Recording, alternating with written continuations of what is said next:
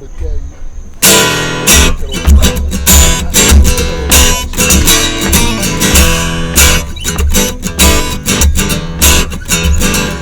I got friends on the old YouTube talking about sports with me and Roope. Roope and Rumsey is their name, giving all the dish for the latest game. Roope and Rumsey, that's Roope and Rumsey. Boys, let me tell you, it's time for Roope and Rumsey. We got one more time around the track.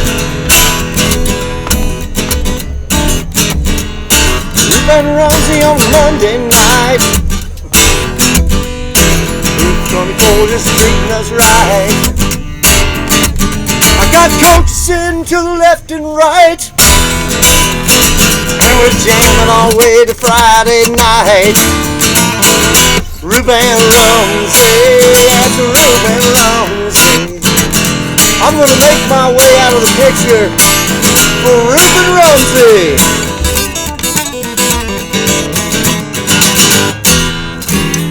The boys.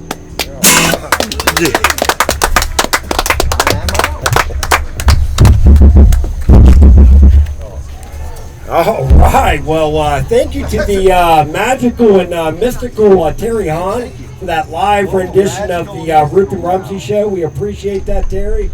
Welcome to the R&R Show. Sit back and relax and enjoy the best little sports show ever. I'm your host, Michael Roope, and this is my co-host, William Rumsey. Hello, William. Howdy. All right. Well, thank you for joining us here at the Proof 124 here in Lawrenceburg for the inaugural Coaches Corner. We are joined by the head coaches from Lawrenceburg and East Central, Coach Ryan Knigga and Coach Jake Miners. Gentlemen, thank you for joining us. Go ahead, Jake. Thanks for having us out here. Yeah, thanks for having us, and we appreciate everything you guys are doing. All right. Well, we appreciate you guys joining us, as I said, and obviously I'll start with you, Coach Knigga. You've got a new title on top of Coach. We got you now became the athletic director for Lawrenceburg. So tell us a little how that's going. They're pulling double duty. Yeah, it's going great. Time flies by. It's you're trying to manage how many ever sports we have and make sure that you're giving every sports team everything that they need to have a successful season. But it's going great. I get to practice when we start, and then usually back in the office pulling some late hours. But I'm enjoying it. I'm excited about the opportunity, and also excited that our administration allowed me to be able to do both. I think the timing of it, and obviously with my son being a freshman, very thankful that they're going to allow me to continue to do both roles as long as I don't mess one of them up. Well, and obviously, you're also a newly minted Hall of Famer. Absolutely. Lawrenceburg Hall of Famer. So talk about that a little bit. Well, as I told a bunch of people, it must have been a slim year of candidates and nominees to get nominated. But no, that was a great event. Very excited and honored to be a part of that. As I said that night, there's a lot of deserving athletes and coaches and teams that probably deserve to be in that. We have advanced our nomination form to online now, so hopefully we'll start getting some more nominations and continue to build that Hall of Fame the right way. But just very excited to be a part of that Hall of Fame class for 2021, and looking forward to continuing on that tradition of the Hall of Fame banquet and ceremony. Absolutely. Well, let's kind of jump forward to this year. Obviously, last year's team was a great team.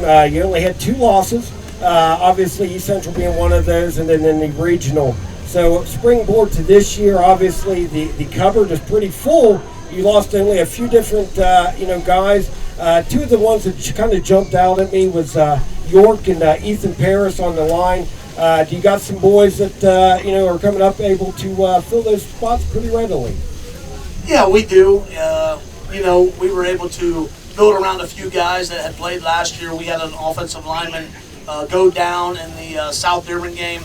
So was able to mix in Micah Foster, who just had an unbelievable run there from game 9 all the way into the playoffs. We did have a move in from South Dearborn, Jackson Goodall, who was an all-state football player for the Knights last year. So we've gotten some good things from him. So, yeah, we've been able to, rearrange a few things on the offensive line. And if you look at that unit, they're big, they're fast, they're strong, they're athletic. So, I think it's one of the stronger units of our team just due to the experience and the talent level. But the biggest thing that sticks out to us as a staff is just how athletic they are. We got guys that can play different spots, cross-train them a little bit in case something happens. But just really pleased with how that unit's progressed in our off-season and early fall ball. And obviously with the skill positions, you guys have skill guys second to none. Obviously in the state, you got pretty much everybody intact. I know Bird is one of the ones that you lost, and maybe Roth. But Bird, you had Pierce that kind of filled in for him when he got dinged up there. So he's pretty, he's not green, so to speak. So it's going to be pretty nice with all those toys for you and Coach Manford to scheme up some great plays for putting another 50 spot on those people. Yeah, we hope that's the case.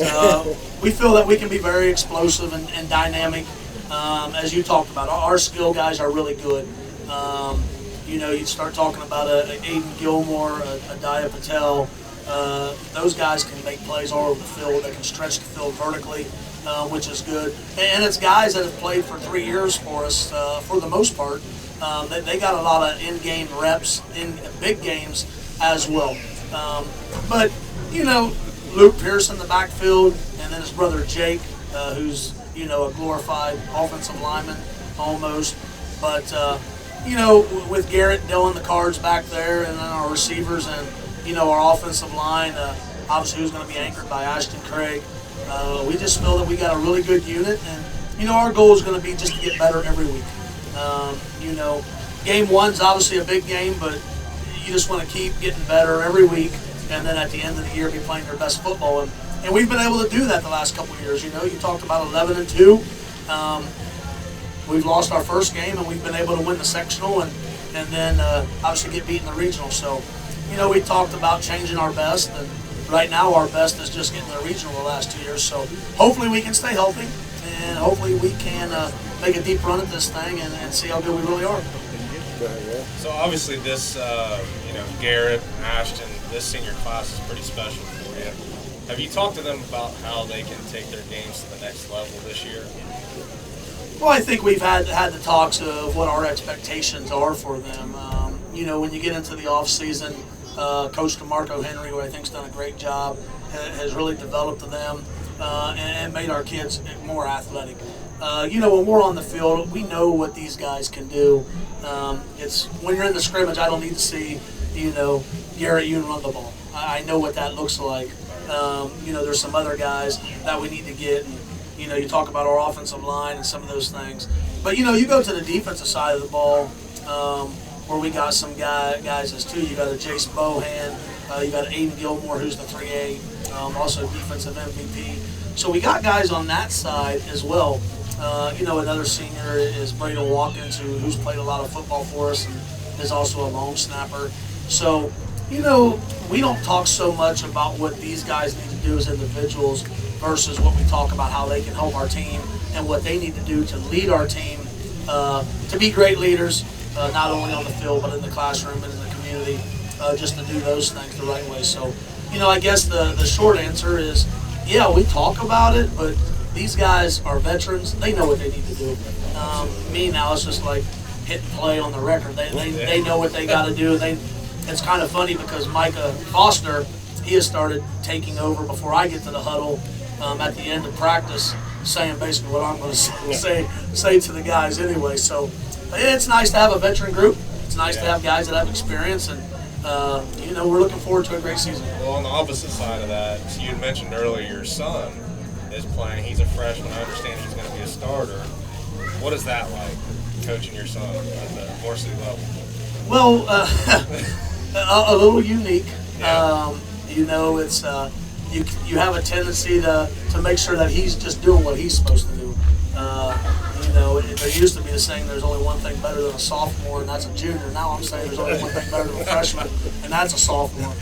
But, the good news is that I kind of coached him through Pee Wee, and then I've also coached him in some other sports. But that's on the our defensive coaches. They're going to decide who needs to be out there, and hopefully they put him in a. All I told him was make sure he's matched up with Ashton Craig. I said we'll put him behind Ashton Craig and he'll be all right and be able to play. But no, it's you talk about that as a coach. You coach everybody's kids for so long, and going in year 11, at that level, doing it for 10 years with everybody else's kids, and then all of a sudden the opportunity comes. To coach your kid, and when you're away from your family as much as coaches are, and especially with this new role as AD, as I am, that gives us a little time just to be together on the field. But I think he's starting to listen to me a little more. When he was coming up, I think he didn't want to listen to Dad. Dad didn't know what he was talking about. Understandable. But I think he's a little more tuned in right now to maybe what I'm trying to do to give him some pointers and some advantages on how he can do some things. Kind of segue, you mentioned AD this week. Obviously, you've got the big game coming up against East Central. What is it? Full bore with COVID regulating? Everything's open. Yeah, we're full capacity, and I think I had somebody from Summit, Dearborn, East Central call out today and said they heard it sold out, and I said no event's sold out as long as I'm the AD.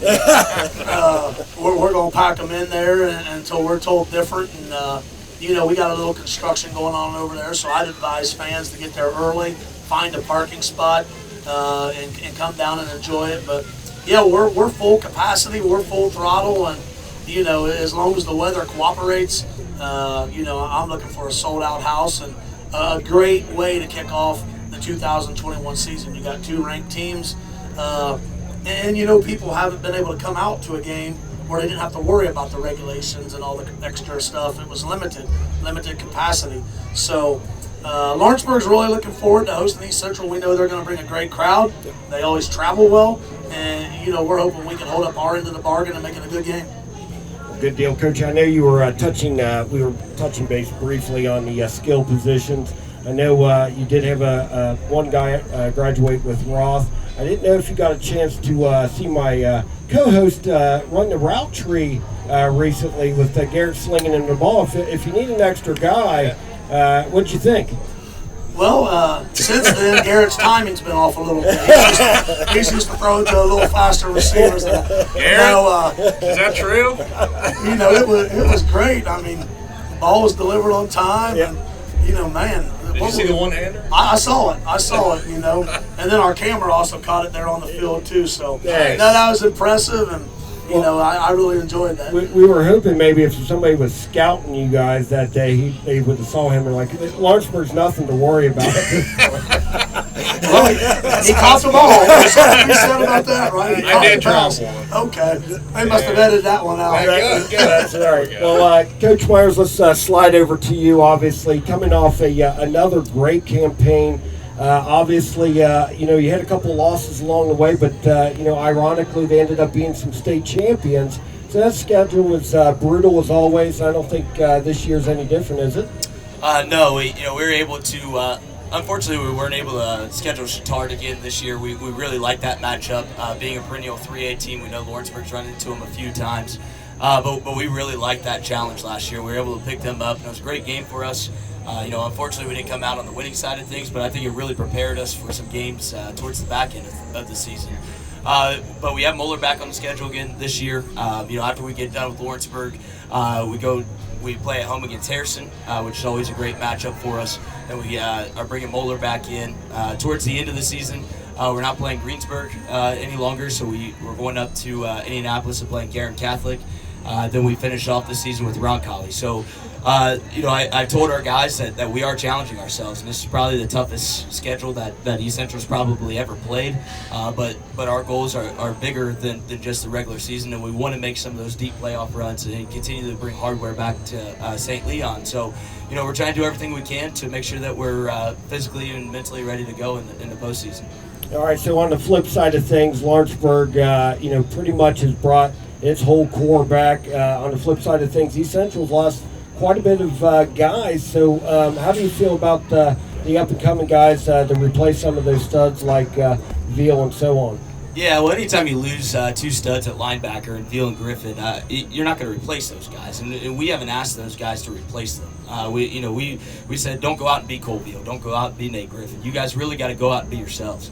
So we're moving Hunter Sones back over to defense. He's played linebacker there in the past. He played there his sophomore year. We really didn't need him there last year.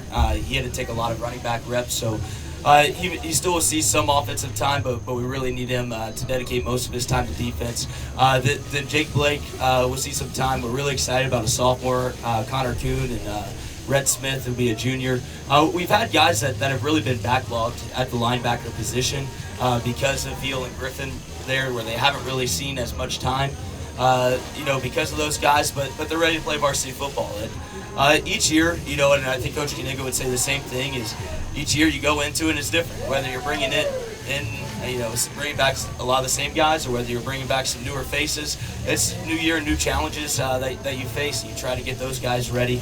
But I guess the positive thing for us is we battled so much contact tracing through COVID last year that a lot of guys played. And so they might have not been starters for us, but we ended up playing a couple freshmen last year in a Roncalli game, in a Mooresville game, because of necessity due to contact tracing. So, we look to those guys, they got to grow up in a hurry. Lawrenceburg's definitely a fantastic football team. They bring back, I don't know, I feel like Garrett June played quarterback for 6 years. I feel like Ashton Craig's played up front for 6 years. They bring back a fantastic football team, and our guys know that. Our senior class has played these guys since they were in Pee Wee. They might not have played them necessarily at the varsity level the last 3-4 years, but they played them. They know who they are. A lot of them are friends with each other. It's a fun, competitive game, and I think our guys are really looking forward to it. So another one of those losses that you had graduated was Bond at quarterback. I know that there's been a lot of chirping in camp that there was a two-headed quarterback battle. Are you at leisure to tell the crowd exactly who came out on top at this point, or? Yeah, we sent Coach Knigga our too deep last night, so I guess the cat's out of the bag. We had it, and I'll say this. We went into the offseason, we told Carson Kelling, who's a junior, Cole Burton, who's a sophomore, that the quarterback position's open. And it's your guys' job to compete for it, and may the best guy win. And, they had a great offseason. They were really competitive, and to be honest, I feel really good about both of them. We're going to start Cole Burton at quarterback on Friday night. But that's not to say that Carson Kelling won't see some time at quarterback. Carson can do a lot of things on the football field for us. And Carson, he's very fast. He's very athletic. He's a great baseball player. In the past, he's been a great basketball player. So he'll get a little bit of time at wide receiver. He'll get a little bit of time at quarterback. We have him repped up. If he needs to play some defense for us, he can play some defense. Hopefully not. But you always go in those what-if scenarios and that sort of stuff. So. It's what we're going into week one with, and we told the guys that. We told them we're going to put our best foot forward here week one, and then if we need to make an adjustment going into week two, we'll make an adjustment from there. But Cole Burton, he is a sophomore. He's got a lot of growing up to do. He didn't play much in any varsity games last year. He gets to go and play in front of thousands of people down at the pit, which you're going to get blessed by fire, man. That's what I told him. But I really like his head. I really like where he's at. He's a great leader. Him and Carson both. Both of them, what I was really impressed with is their ability to push the ball down the field a little bit. Of course, we like to run the football. That's no secret. We're going to run the football. But both those guys were able to make some good reads, get us into some good plays, and as well as push the football down the field. Now, I did see William and I both seen a lot of film on Cole slinging that ball, and he does throw a pretty pass. I wonder, did that come off? Hold on one second. Where's mine? Is Terry? Hey, Terry, click that off and on. Sorry about that. Right there. That's that little. Nope, it's down below there, bud. Just gotta click off and on. Hello? Yeah, the lights took off. There you go. Hello. All right. Sorry about that. But talking about Cole. Yeah. Hey, sorry about that, everybody. But William and I did get to watch some film as far as Cole slinging the ball. He's got a strong, accurate arm. So you kind of touched on it. Do you foresee maybe opening it up a little bit more this year? with pushing the ball down the field with guys like Nate Busen and some others. The R&R's watching film now? Yeah, you guys watching film? Hey, Watch the film and give the Lawrenceburg report. Keep going there. Coach Knigga will get the film, but you're watching. Let us know what's out there. Yeah. No, every offseason, I don't think Coach Knigga would be any different. You sit down and you look at your guys that you have returning and you say, what fits us best. And, we have some wide receivers that are talented, but we also feel pretty dang good about our running team, too. We feel really good about our quarterback play right now. We feel really good about our fullback play, our tailback play. So, we don't really know Cole's full potential yet. And as we grow with Cole, as Cole grows, I won't say that we won't adjust here and there to what fits him best. But there's still some growing that he needs to do. He can sling. He definitely has a very special arm. And, Carson Kelly does for that matter, too. But I'll give Cole Burton a lot of credit. After the season last year, he really dedicated himself going out into these different trainings for quarterback play and all that stuff to just try to get better, to give himself an opportunity to play at the varsity level as a sophomore. And so he's excited. Our thing is we can't put too much on his plate. We don't want to overwhelm him. Hey, man, go down to the pit and throw the ball 50 times for us. And that ain't going to happen. Because we can't put too much pressure on him. We're going against a veteran team. We're going into a very hostile environment, and to put that kind of pressure on a young kid is pretty unfair. And so, but he has great leadership qualities. So I think as we build and progress with him, I think you'll see some different things offensively. Now, speaking about not slinging it 50 times a game, I think you got somebody in the backfield that may be able to be a bell cow and maybe take the load off his play. Talk a little bit about Josh Ringer and maybe some of that weight he's added on since the offseason. Yeah, so Josh is up to he's around 185 pounds. He's one of these wrestling types. One day he weighs 190 pounds, next day he weighs 180 pounds, depending on how much he ran the day before. But no, he's a very special athlete. He's always kind of been Sam's younger brother, but last year he really broke out for us. And the whole way that kind of happened was just so funny because we weren't planning on him playing any varsity football, but because of injury, because of contact tracing, he was actually, I was telling you off air that he was running scout team against our defense, and he was running laps around our defense, and we said, hey, hang on a second, get over here with the varsity group and show that you could do that again. And he kind of took off from there. He dealt with some contact tracing a couple of times through last season, so he unfortunately didn't get to play every game for us. But coming back this year, we're definitely going to put a lot of pressure on him because he's definitely a special talent back there. We think that he's ready for it. He's always challenged himself to be better than Sam. They go back and forth about who's the better athlete, and so it's fun. It's exciting for him. And we don't think the moment's going to be too big for him. He actually had his first start for us against Cincinnati Moeller last year on defense.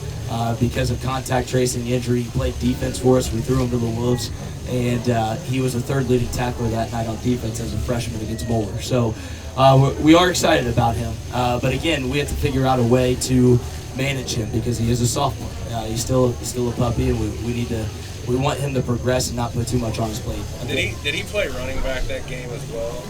He did not against Moeller. What was the first game that he played running? Because I remember before we went, he was telling me about Josh Ringer being a stud running back, and we get out. What was it, like a 75-yard run? Yeah, against He looked Batesville. like a deer running out there. So he actually, so him and Sones split.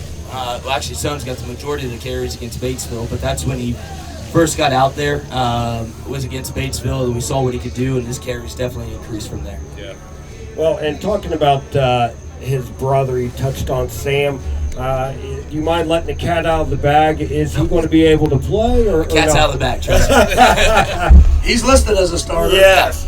Yeah, so, Sam he was listed as, he got his limited release, I don't know, about 3 weeks, a month ago, so he's been practicing, but he was in what was called a bridge training, so he had to clear some hurdles. They put him through basically what professional athletes have to go through. to be able to come back. And he's one of these guys that he is a freak athlete. And when he got injured, obviously that was a disappointment. We didn't think originally we were going to get him back at all this season. Then it became, well, maybe he's progressing, so maybe we'll get him back about mid-year. And then I'm sure Coach Knigga is happy that he's going to be back week 1 for us because he got his full clearance last Friday, so he didn't play in the scrimmage because we weren't going to throw him out there after he just got his clearance. But he will play on Friday night, and I know he's been chomping at the bit to get back. And I do love that he identifies as an athlete. Yeah, if you ask him, he's an athlete. He's been, he's definitely a special athlete. He's one of these guys that we're hopeful that he could play at the next level for sure. He's definitely athletic enough to go and do that. It's just making sure that he finds the right fit for him. Whenever we talk about recruiters, we don't know what position he plays. He plays mainly strong safety for us because that's where he started as a freshman. That's where we kind of built around him. We figured out he could play a lot of offense last year at several different positions. And looked good doing it. Yeah. And anytime you put the ball in any of the ringers' hands, good things happen. Yeah, you feel pretty good as a coach because you seem like a genius, but you're really just giving the ball to a good athlete. Go ahead, William. What do you got? Oh, all right. So anyway, let's talk a little bit about obviously this rivalry. I believe the last time Lawrenceburg's BD Central was back in '92. We touched base off air. Ironically, that's your freshman year. Do you tell the boys that you were the last team to BD Central, or? No, I didn't tell them that I was a part of that team, but they definitely know the last time. Okay. It's a monkey on our back, and there for a while, I felt just watching the games. I don't know how competitive they were.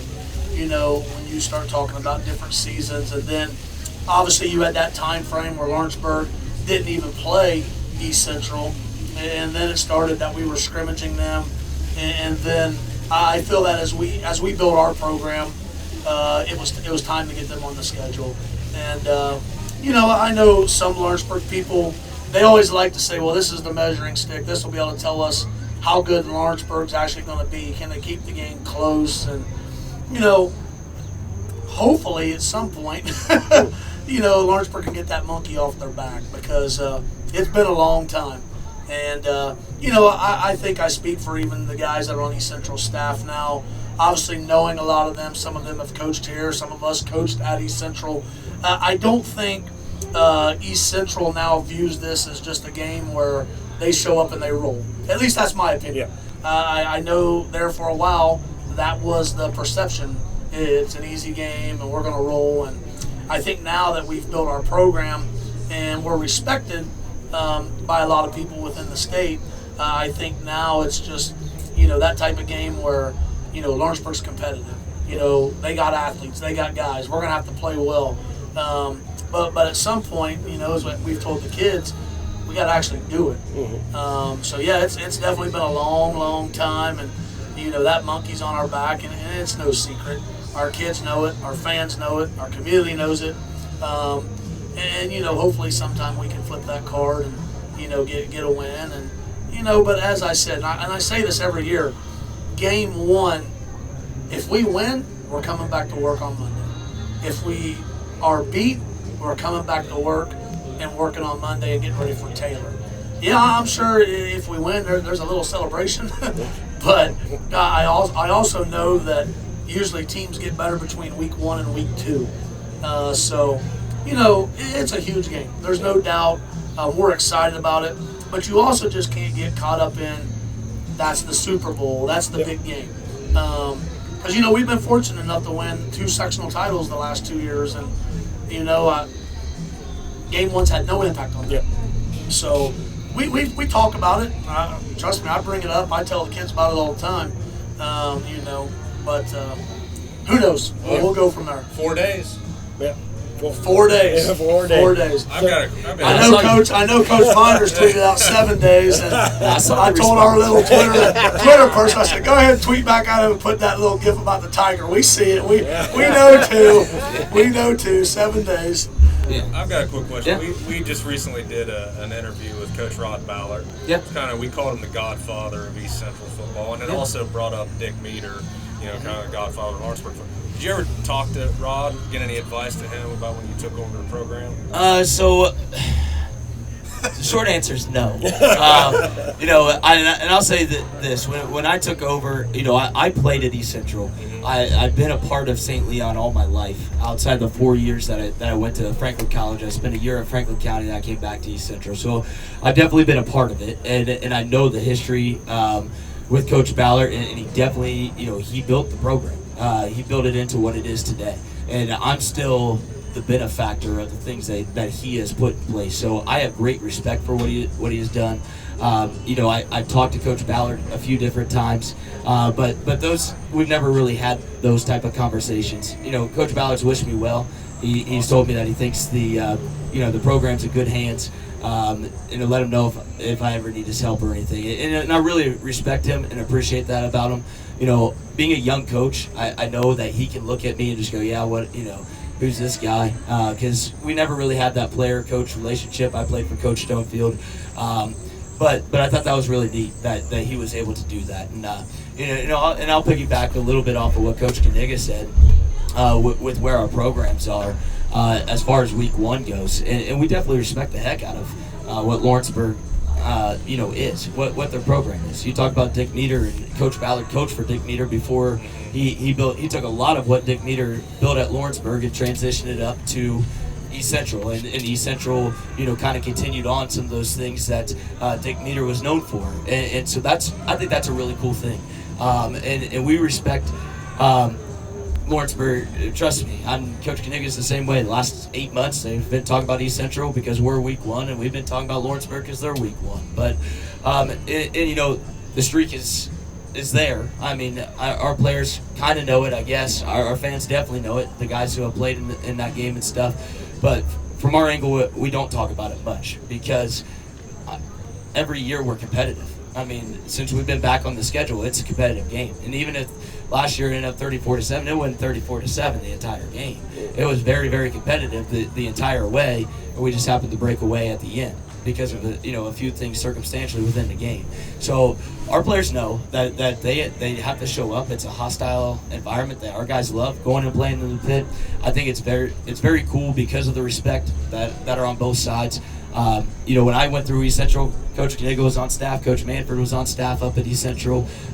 So I played for these guys, and so I think there's some camaraderie there. There's definitely some competitiveness, but after week one, we're going on to Harrison too. And after week one, we root on the Tigers. We want the Tigers to go win every game from there. We obviously want to win week one, but I think it was really cool. The 15, 16, 17 runs there that East Central and Lawrenceburg both had. What was really neat about both of our runs to the state championship was that the community rallied. It was really Dearborn County. I know our players were at their games late in the season. Their players were at our games late in the season, just rooting each other on. And I think that's what makes this a rivalry, that it's a community rivalry, that yes, we want to compete like crazy on the field, but we'll shake hands afterwards and wish each other good luck. Very, very cool. I didn't even think about the parallels. Like in this case, you're the Dick Meter and you're the Rod Ballard, since you getting a chance to coach while he played there. Very cool. Oh, did I ask a good question? I think you did, William. I like that. We want to ask him about Brady Gavin. Yes. Yeah. Wow, just a tough situation.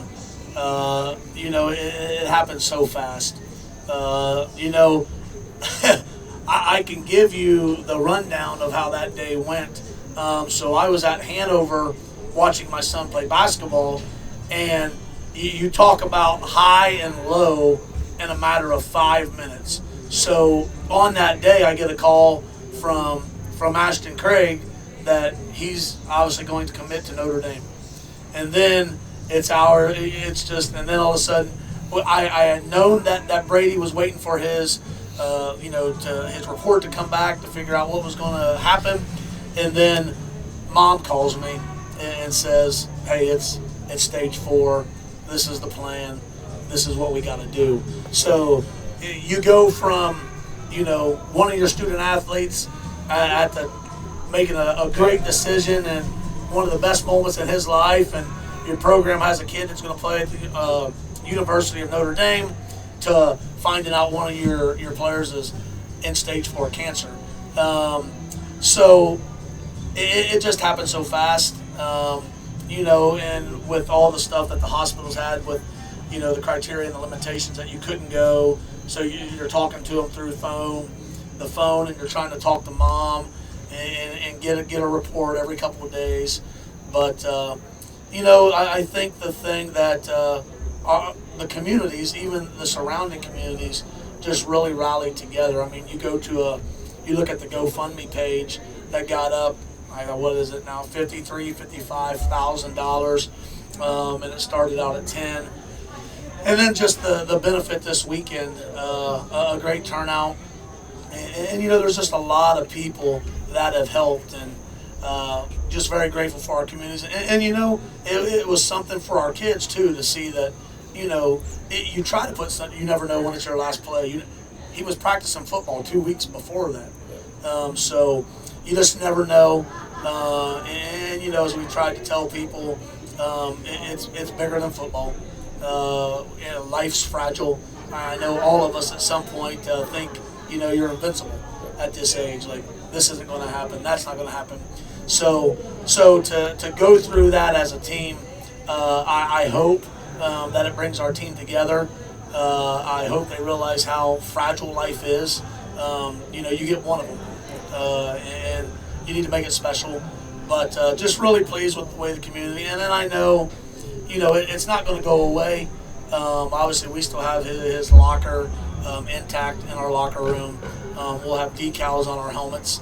And I know East Central's doing some shirts, and then I know the next weekend Taylor's doing a bench and some shirts. So, just some things that we can keep that memory going on. And it was really unique for me from a coaching standpoint because it was the same type of cancer that took Steve Blackwell's life. So at the age, I believe, of 42. So it was a very rare cancer in a young kid. But I think as a coach, you hope you never have to go through those moments. But you talk about adversity a lot in this game. I all the coaches reached out, and I talked to Coach Miners about it through text a little bit. And one of the things, it's like, he could actually get, because their program went through something like that as well, losing the player. So I think his comment was, unfortunately, we know how you feel. I think sometimes people say, hey, we know how you feel, and you don't unless you go through something like that. But the community again, the event, they're trying to get Harper, his little sister, to Disney World. So just stopping by, hanging out with the family, letting them know that we're here for them, and they're going to be at all the games. So, just continued thoughts and prayers, and in any way that they can help the family out, that'd be great. Thank you for sharing that. Absolutely. And I know our good friend Jason Sullivan made the Lawrenceburg and East Central helmets, and I know he wanted to generate some funds for the Gabbard family also. So we wanted to put those at the gate as they came in, as they wanted to get into a raffle. All the proceeds will go to the Gabbard family, and also, whoever we pull will get the helmets. So we got one for East Central, one for Lawrenceburg, courtesy of Jason Sullivan. So that's awesome. Thank you, guys. Absolutely. I did want to touch one little quick base as far as, I don't know what the weather holds for Friday, but I do know I did want to touch. Nice. Was it supposed to be humid? I know it's supposed to be nice. Oh. Let's talk about the humidity, William. So I don't handle the humidity one of very well. the great equalizers, obviously, is sometimes weather. How many guys do you have playing both ways? Wow. Well, maybe 6. 6? I think. All right. I wasn't prepared for that question, Oh. but I think Coach Miners might be able to I'll tell put us you a on little the more. spot. Because I know that's one of the things Right. you do when you start looking at teams. How many guys do they Yeah. have going both ways? But, I think one of the things with our guys going both ways, I think our strength coach has done an unbelievable job. Okay. I think our guys are prepared for that. And the guys that are going to be going both ways, they're guys that have done it. So, you get a little worried about week 1 and and especially last week. I don't know, the weather and the humidity is a little different sometimes out in St. Leon, but it's monitored really tight at Lawrenceburg. And you go back to last week, we weren't even on the field 2 days. Yeah. Due to and that's the right thing to do. It's safety, and you're dealing with young kids and stuff like that. And I'm joking about East Central too. They're all Beacon and we're Beacon. The difference is they get to go to a field house and practice, and we're trying to find a location or a patch of grass. But the humidity is obviously the big factor. It's not so much the outside temperature, but yeah, I think we got maybe Roughly six. Yeah. Okay. Now, Coach, how about you? How many players do you got? True two-way players, nobody. We'll get guys see time on both sides of the ball, sure. But I do think teams are unique, and like Coach Knigga said, they've been doing that for years. So those guys, I don't think that those guys got tired necessarily last year. It's kind of a thing. Yeah, I got on. The first thing I did is check to see how many guys are going both ways. But at the same time, we look at it and we go, okay, that kid can't go both ways. There's certain guys that can't do it and certain guys that can. And you look at New Pal, has had all the kinds of success that they've had, and they got multiple guys going both ways. So, week one, yeah, it's definitely a challenge. But I don't think it's been a factor in the game. I just really don't. The last few years, and I know that their guys will be ready to go. No, I wasn't really interested in each of your teams. I was more worried about my co-host. I don't know if you guys watched the Rod Ballard interview, but he dipped out about halfway through because of the humidity. So it's because it's South Dearborn. That's right. Are we ready for predictions? Yeah, well, we don't do our predictions till game day. Oh, okay. Yeah. I thought we were just going don't make everybody uncomfortable. Don't have these two coaches beady eyes looking at the R&R show for prediction. But we'll do that game day. But coaches, I do appreciate you joining us, obviously, for this big event, bud. Again, this Friday should be an absolute battle. I know the whole community will be there. I know, I won't call him Coach AD Knigga. We'll have them packed in as many as they can get in there. Is that right?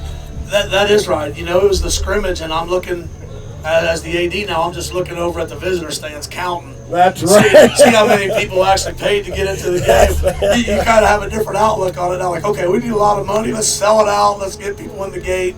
But no, there's no doubt these two communities that come out and support our teams, and come on down. Kickoff at 7 o'clock. Gates open at 5:30.